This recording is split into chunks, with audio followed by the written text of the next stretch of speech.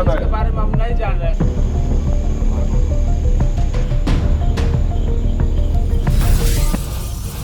গাঁজা সহ ভিন রাজ্যের 4 ব্যক্তিকে গ্রেফতার করল শীতলকুচি থানার পুলিশ।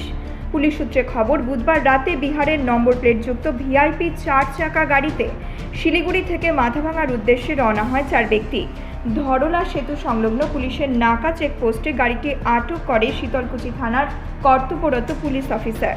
4 ব্যক্তির কথাবার্তায় অসংলগ্নতা থাকায় নাকা চেকপোস্টেই তাদের আটকে রাখে পুলিশ। খবর পেয়ে ঘটনাস্থলে আসেন মাথাভাঙা এসডিপিও সমরেন হালদার, শীতলকুচি থানার ওসি অ্যান্থনি হোরো সহ বিশাল পুলিশ বাহিনী। এরপর এসডিপিওর উপস্থিতিতে গাড়িটির তল্লাশি চালানো হয় এবং গাড়ির পেছনের সিটের ভেতর থেকে 7টি প্যাকেটে উদ্ধার হয় প্রায় 15 কেজি গাঁজা। পুলিশি জেরায় অপরাধ স্বীকার করে নেয় ধৃতেরা। জানায়, দিনহাটা থেকে বিহারের দিকে গাঁজা নিয়ে যাচ্ছিল। ধৃতদের 2 জনের বাড়ি বিহারে এবং বাকি 2 জনের বাড়ি উত্তরপ্রদেশে। ঘটনায় গাঁজা পাচারে ব্যবহৃত গাড়িটিও আটক করেছে পুলিশ।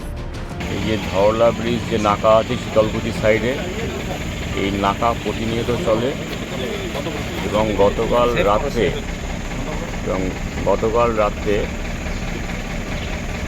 থেকে গতকাল রাত্রে বলতে 11 তারিখ এবং 12 তারিখের মাঝে যে নাকা চলছিল, সেই নাকার সময় আমরা একটা গাড়ি আটক করি, সাদা গাড়ি, স্মল ভেহিকেল, এবং সেই স্মল ভেহিকেলে টোটাল 15 কেজির কিছু বেশি গাঁজা জাতীয় পদার্থ উদ্ধার করা হয়।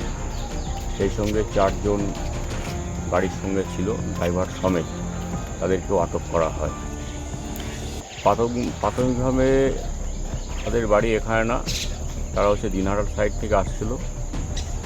তাদের 4 জনের নাম Sonu Kumar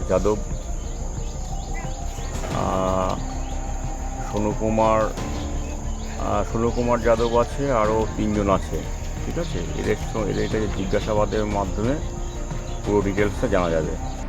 bureau report, news metro.